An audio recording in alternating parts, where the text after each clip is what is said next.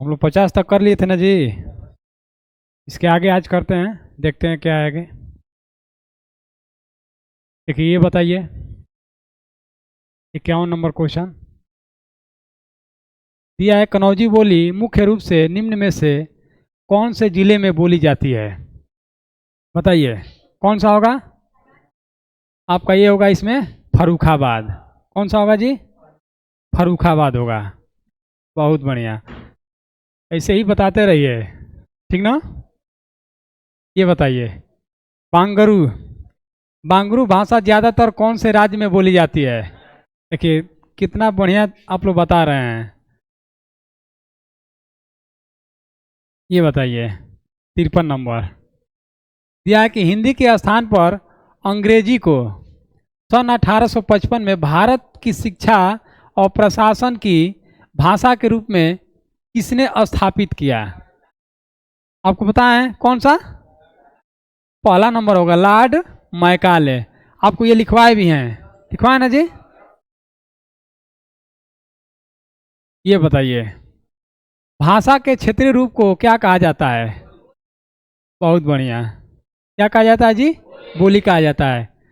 सभी लोग पढ़ कर आए ना घर से? इसको बताइए, बैठ जाओ ध्यान से जो है। देखिए, निम्नलिखित में से कौन सा भाषा का मौखिक रूप है? बताइए क्या है? परिचर्चा होता है। देखिए आपको देखने से पता चलेगा, पत्र क्या होता है? लिखा जाता है। और यहाँ जो दिया है मौखिक, मौखिक का अर्थ क्या होता है? केवल मुख से बोलना है, लिखना नहीं है। तो इसमें देखिए, परियोजना भी आपका क्या होता है? बनाया जाता है, केवल बनाया जाता है। पत्र लिखा जाता है, निबंध भी लिखा जाता है। लेकिन परिचर्चा क्या होता है? आपस में जो चर्चाएं होती है, यानी केवल मुख से बोल करके, ठीक ना। आगे बताइए, कन्नड़ का संबंध किस भाषा परिवार से है? किससे है? बहुत बढ़िया, द्रविड़ भाषा परिवार से है। किससे है जी? द्रविड़ भाषा परिवार से। भारोपी भाषा परिवार में कौन कौन से आते हैं? अगर ये पूछा है भारोपी भाषा परिवार के लिए, तो इसमें आपको बताए थे भारत, भारत प्लस यूरोप। इसमें आपको भाषा बताए थे। तो भाषा में सबसे पहले आपका इसमें क्या था? संस्कृत, उसके बाद हिंदी, और उसके बाद क्या था जी? अंग्रेजी था। ठीक है ना, समझ में आ रहा है ना? तो इसमें आपका आंसर कौन सा हो गया? द्रविड़ भाषा परिवार। चलिए आगे बताइए, हिंदी खड़ी बोली किस अपभ्रंश से विकसित हुई है? ये बताइए, किससे हुई है? सौर सेनी से। चलिए बहुत अच्छे। अर्धमागधी से कौन सा हुआ है जी?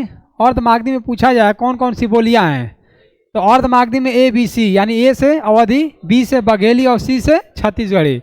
अवधी, बघेली और छत्तीसगढ़ी अर्धमागधी में आपका ये आते हैं। और ये मागधी होता है। ये मागधी क्या है? जैसे ये पूछा जाए मागधी क्या है, तो ये बिहारी हिंदी में आता है। किस में आता है जी? बिहारी हिंदी में। बिहारी हिंदी में कौन कौन सा आता है? भोजपुरी, मैथिली, मगही। ये मागधी है ना जी, ये थोड़े है इसमें। चलिए ये बताइए, ब्राचड़ वाला, ये भी आपको बताए हैं किसमें आता है? सौर श्रेणी में, नीचे आपको बताए थे सबसे बाद में। चलिए ये बताइए, हिंदी भाषा की बोलियों के वर्गीकरण के आधार पर छत्तीसगढ़ी बोली है क्या है? देखिए यहाँ आपको सबसे पहले ध्यान से देखना है, जो दिया है ना कि हिंदी भाषा की बोलियों के वर्गीकरण के आधार पर बताना है। और इसमें बताना है कि छत्तीसगढ़ी बोली है। कहाँ की है? इसमें से कहाँ की है जी छत्तीसगढ़ी? पूर्वी हिंदी। पूर्वी हिंदी में ही आपको बताए थे कि ए, बी और सी होता है, अवधी, बघेली, छत्तीसगढ़ी। और पूर्वी हिंदी किसकी बोलियां होती हैं? तो ये आपका होता है अर्धमागधी का। देखिए अर्धमागधी के बाद आपका आता है मागधी। तो मागधी में कौन सा आता है? बिहारी हिंदी आता है। कौन सा आता है जी?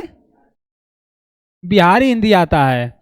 और बिहारी हिंदी में पूछा जाए कौन कौन सी भाषाएं होती हैं, कौन कौन सी बोलियां, तो आपका होता है भोजपुरी, मगही, और उसके बाद मैथिली। ये तीन होता है किस में? बिहारी हिंदी में। और बिहारी हिंदी की जो भाषा है कौन सी है?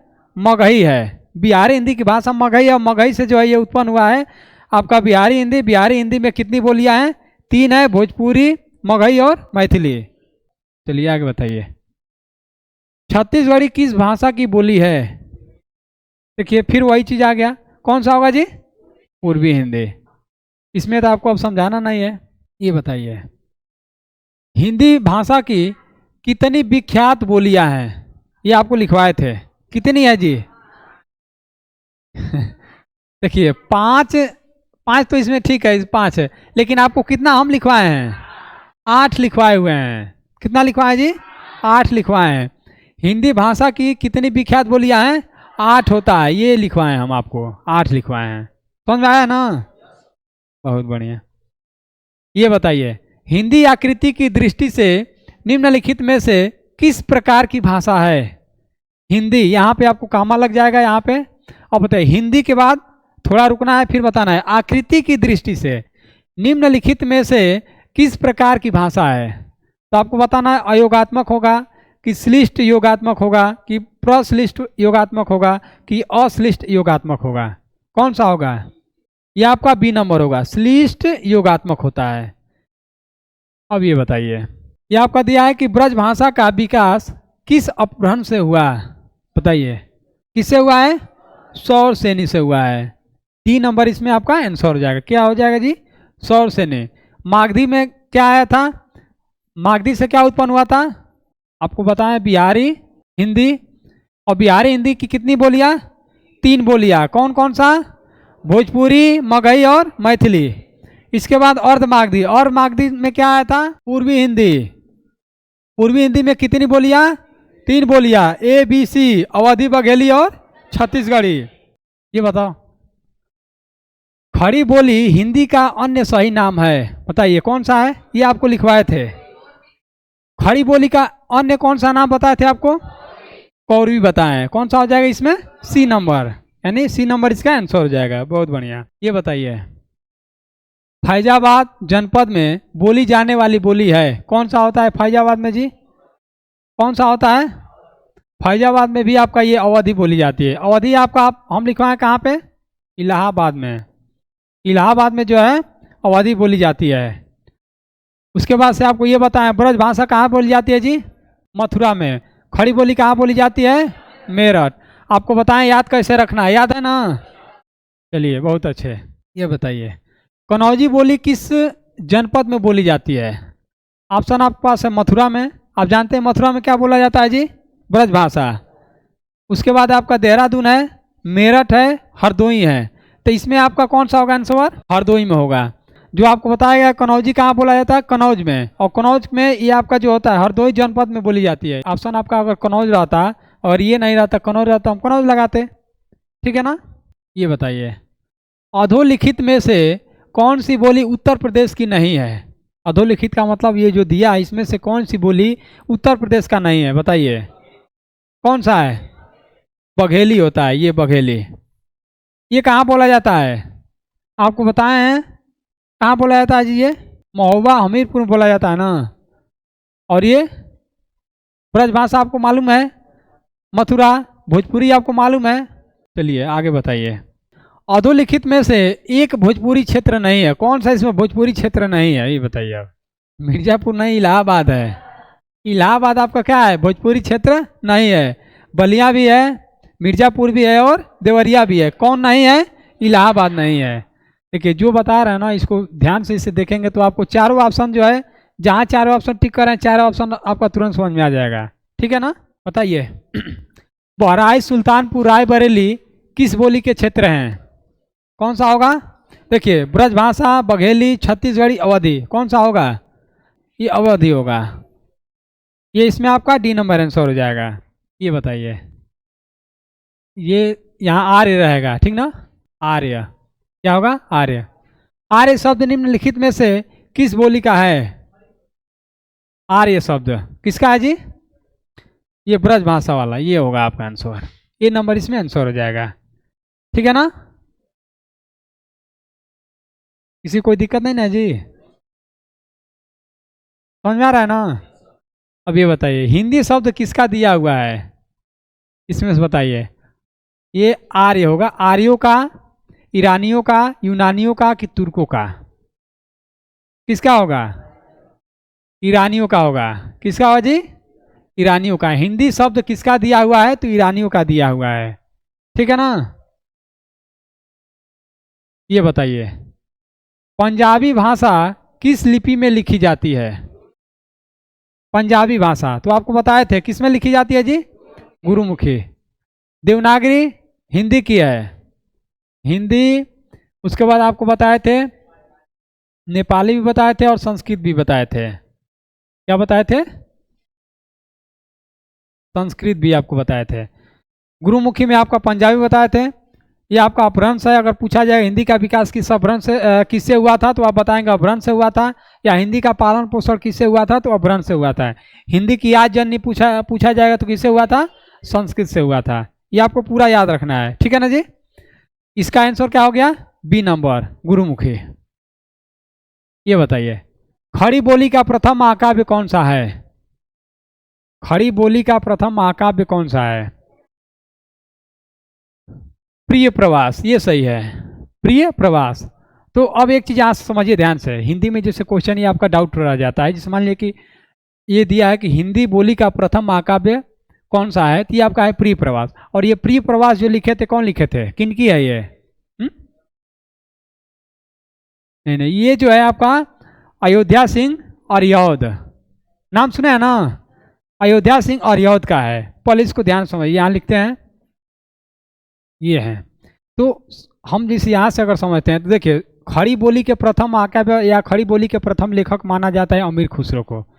आपको बताए थे हम, खुसरो को माना जाता है। ध्यान समझिएगा इसको, क्योंकि ये क्वेश्चन आपका डाउट रह जाता है। खड़ी बोली के प्रथम अगर कवि कहा जाता है तो किसे माना जाता है? अमीर खुसरो को। लेकिन यहाँ पे ये जो दिया है खड़ी बोली का प्रथम महाकाव्य कौन सा है, तो ये माना जाता है प्रिय प्रवास को। और प्रिय प्रवास किसकी रचना है? अयोध्या सिंह अर्योद का है। तो इसके अनुसार तो आपका प्रथम यही होंगे। ध्यान समझिए, अगर खड़ी बोली का प्रथम महाकाव्य अगर माना जाएगा प्रिय प्रवास, तो इसके प्रथम कवि भी कौन माने जाएंगे? अयोध्या सिंह अर्योद। तो आपका क्वेश्चन कभी कभी ये दे सकता है कि अगर खड़ी बोली के प्रथम महाकाव्य प्रिय प्रवास है, तो खड़ी बोली के प्रथम लेखक कौन होंगे वहाँ पे? अयोध्या सिंह अर्योद होंगे। और ये नहीं दिया है तो आपको क्या करना है? अमीर खुसरो, अमीर खुसरो लगाना है। अब ये देखिए, ये तो मान लिया आप समझ गए कि प्रिय प्रवास किन की रचना है? अयोध्या सिंह अर्योद का है। अगर साकेत पूछा जाए तो क्या बताएंगे आप लोग? तो मैथिली शरण गुप्त का है। नीरजा अगर पूछा जाए किन की रचना तो क्या बताएंगे? महादेवी वर्मा का है। ऐसे ही अगर कमायनी पूछा जाए तो किसकी बताएंगे? जय शंकर प्रसाद। चलिए बहुत बढ़िया, ये पूरा समझ गए ना आप लोग? ये आपको जो जैसे आपके परीक्षा के लिए पूरा महत्वपूर्ण है, इसीलिए इसको पूरा बताए हैं। ये साकेत आपको याद रखना है, साकेत बहुत बार पूछा हुआ है। साकेत किन की रचना है? मैथिली शरण गुप्त का है। नीरजा किन की है? महादेवी वर्मा। प्रिय प्रवास अयोध्या सिंह अर्योद का है। कमायनी जयशंकर प्रसाद। ठीक है, आगे आ जाइए आप। ये बताइए, इनमें बिहारी हिंदी का रूप नहीं है, कौन सा नहीं है बिहारी हिंदी का रूप? तो आप जानते हैं कि बिहारी हिंदी में कौन आता है? भोजपुरी, मगही, मैथिली। तो इन तीनों को छोड़कर जो दिया होगा वो नहीं होगा। देखिए, ये आपका भोजपुरी भी होता है, उसके बाद से मगही भी होता है और मैथिली भी होता है। कौन नहीं होता है? अवधी। तो ये आपका आंसर हो जाएगा। आंसर कौन सा होगा? अवधी। अवधी कहाँ की है? पूर्वी हिंदी की है। कहाँ की है? पूर्वी हिंदी की है। ये बताइए, बौद्ध धर्म से जुड़े हुए साहित्य की भाषा है कौन सा है? ये आपको बताए थे जब शुरुआत किए थे, उसी समय बताए थे आपको, पाली के लिए। पाली ही होता है, पाली आंसर इसका होगा। बौद्ध धर्म से जुड़े हुए साहित्य की भाषा कौन सी है? पाली है।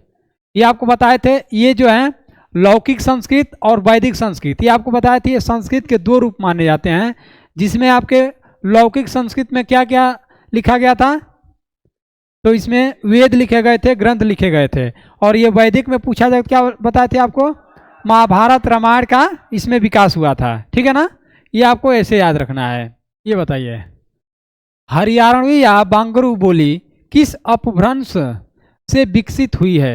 इसमें आपको बताना है पश्चिमोत्तरी सौरसेनी अपभ्रंश से, नागर अपभ्रंश, अर्धमागधी और मागधी। तो आपको एक चीज़ तो ये पता चल रहा होगा कि ये तो होगा नहीं। क्यों? क्योंकि मागधी में आपका आया था बिहारी हिंदी, अर्धमागधी में आपका आया था पूर्वी हिंदी, नागर आपका इसमें होगा नहीं। तो कौन सा होगा? ये नंबर, ये पश्चिमोत्तरी सौरसेनी में ये आपका दिया था। ठीक है ना जी? ये आपका इसमें ये कॉमन है, इससे आप लोग पता लगा सकते हैं। शॉर्ट श्रेणी में आपको ये हरियाणवी हिंदी अंत में लिखवाए थे, ठीक ना। ये बताइए 76 नंबर क्वेश्चन, हिंदी का पाणिनि किसे कहा जाता है, बताइए। ये आपके होंगे किशोरीदास वाजपेयी, ये आपका आंसर है। हिंदी के पाणिनि किसे कहा जाता है जी, किशोरीदास वाजपेयी को कहा जाता है।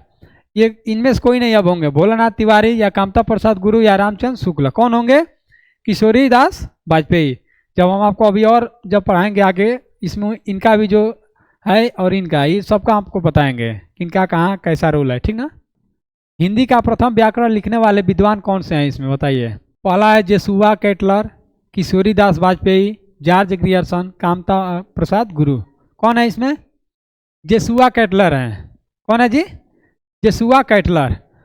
हिंदी का प्रथम व्याकरण लिखने वाले विद्वान कौन थे, जेसुआ केटलर।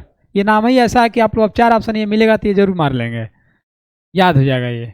अब ये बताइए, अपभ्रंश का वाल्मीकि किसे कहा जाता है, पुष्पदंत को, धनपाल, शालिभद्र सूरी या स्वयंभू, किसे कहा जाता है जी, स्वयंभू को कहा जाता है।